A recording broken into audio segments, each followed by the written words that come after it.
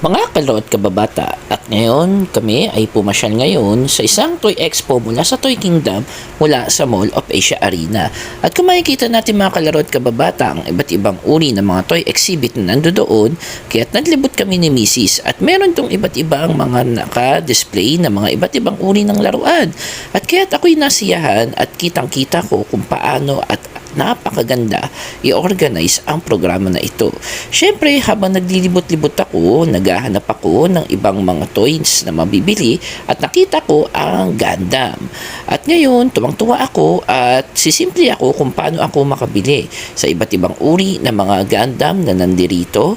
Naku, tsak na ako'y excited at nagulat ako, mayroong palang pre-Gundam na nando doon at talagang pumila kami ni Mrs. at kumuha kami ng pre-Gundam para sa Toy Expo na ito. At ito na nga, nakaprepare na si Mrs. at nakaredy na kami para mag-build ng pre-Gunpla na nando doon.